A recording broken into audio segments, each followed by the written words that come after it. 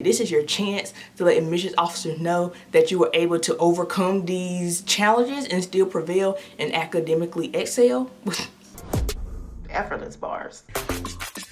I like dollars, I like diamonds, I like stunning, I like shining, I like $1 million deals. Where's my pen? I'm signing. Hey, what's up? I'm Diamond. Welcome back to the best and the brightest and nicest and the finest channel on YouTube, Diamond Star. Today I'm bringing you a video all about application advice, tips, and some last minute advice for people that may be applying around December, January. Just maybe you just stumble across this video, or for people that's just trying to get ahead in the application process while we are all in quarantine and locked down. Hopefully everyone is staying home. Even if your state tells you to go out, just stay home. Just rather be safe than sorry. Whether you're applying from high school into undergrad or from undergrad into graduate school, I honestly believe that these tips will be very, very helpful. But before I get into the tips that I have for this video, please make sure that you like this video. Also make sure that you comment down below if you have any video suggestions, and hit the subscribe button so you never miss another video from me.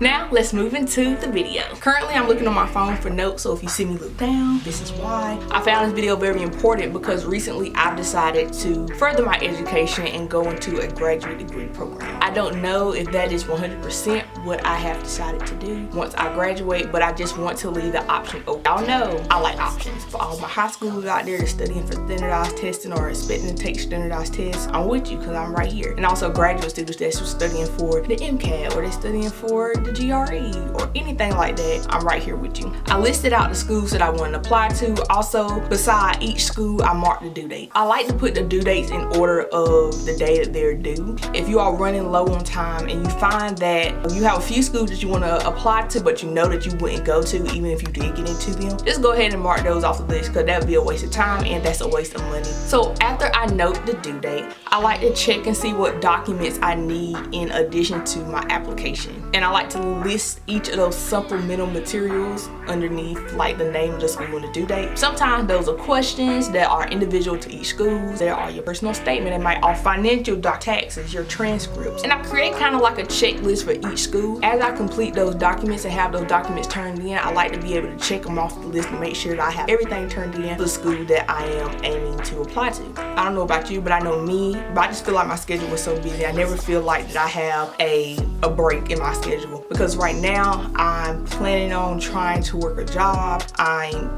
doing an internship. I'm studying for my standardized testing as well as taking classes over the summer, and I just don't know where anything else can fit in. But applying for schools has to be something that I can fit into my day. So I like to schedule out times for me to actually work on my college application. And I like to schedule times and like start my applications enough in advance for me to be able to have a week or two as kind of flex time just in case I don't stick to my schedule completely, or just to make sure that I have everything turned in and everything I need before the due date. You do not want to wait till the last minute. I will emphasize this more throughout the video, but you don't want to wait till the last minute. The earlier, the better. The earlier you apply, the more of a chance you have of getting in. As of now, I'm applying with everyone else. I don't plan on applying early decision anywhere because first and foremost, I don't want to apply to anything binding because I need to negotiate my financial aid. Also, I just don't know if I will have application materials ready to be able to apply early decision, but I don't plan on waiting to the last minute to apply either.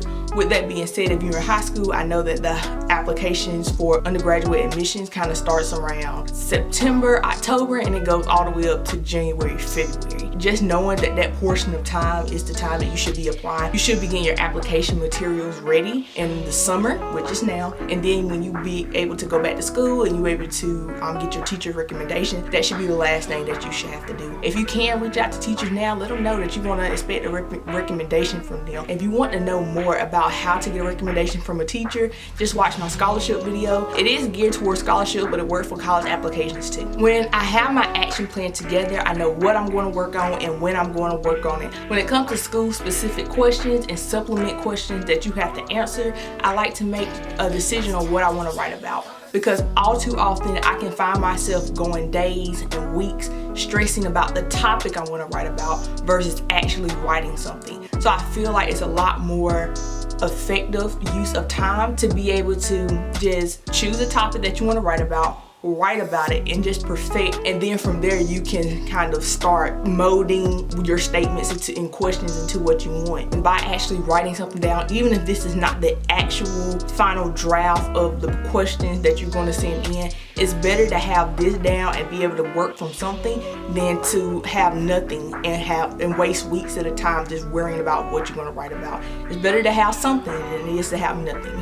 And just as a side note and a diamond tip, I want to let you know that it's important to show vulnerability in your writing, especially from high school into undergraduate. Let them know your life. Never feel like you have to hide anything. At this point, you need to use all your downfalls, all of your obstacles that you had to overcome. You need to use this for your benefit. This is your chance to let admissions officers know that you were able to overcome these challenges and still prevail and academically excel.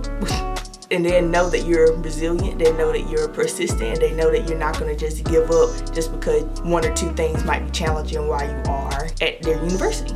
Now, if you have an action plan, you have a personal statement, you already started working on your questions, it's now the time to find someone to proofread. I try to ask my distant family to proofread for me. I ask professors to proofread for me, counselors, advisors, working professionals, anybody who really work for proofreading.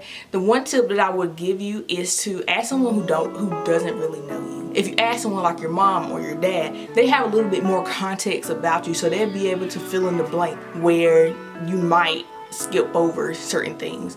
But someone who doesn't know you're not going to know to fill in those blanks. So you need someone who literally has an objective opinion about you and an objective context of you, and just be able to tell you exactly what your paper or your statement says and how your story develops and unfolds. And if there's anything you really need to change, and also specifically tell you what your strengths and weaknesses are from your personal statements, your questions, and all your writing that you have to turn in for your applications. Also, giving someone to proofread it will help you with grammatical errors, misspelled words, comma might be in the wrong place, quotation marks might be in the wrong place. All these different places might just be in the wrong place. The admissions counselor expect you to turn in your best work, and you don't want that to be their first impression of you as a writer and you as someone who's trying to show what they've learned throughout high school. They're going to be like, okay, this their best work. Will they be able to write? Because writing is a big part of college. Will they be able to write on the level of our university? You don't want them to be focusing on grammatical errors, but they're supposed to be focusing on your story and the obstacles that you overcome. You don't want any distractions from the path or the emotion that you're trying to convey through your personal statement. Now, when it comes to your personal statement, I try to remind myself to never end my personal statements with "that changed my life forever." It's a very cliche line and a lot of people use it. And honestly, where that ends, where your paper ends with "that changed my life forever," that's where your paper should begin. Whatever you talked about, they want to know how it impacted you. Not what it was, but how it impacted you. And that will allow you to get the most out of your writing samples. It's important to cut to the chase. No time for lollygagging, no time for filibustering. If you have a question you need to ask, reach out to admissions officers to see if they have any advice to give you. Ask them how you should present yourself. Ask them about scholarships and when you should apply and how to apply. And just make sure that you make connections in the admissions office. I'm not saying to wear them 24/7, but just let them know that you're interested in the school and let them know that you want to apply.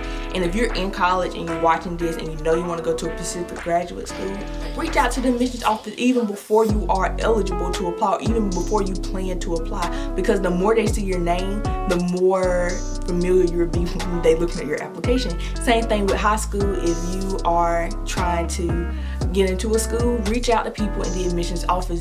There's nothing wrong with reaching out and asking questions and just getting your name known. I feel like no matter whether you're high school and whether you're undergrad, the sooner you do it, the better, because they'll become more familiar with you and more familiar with the type of person you are as they interact more and more with you.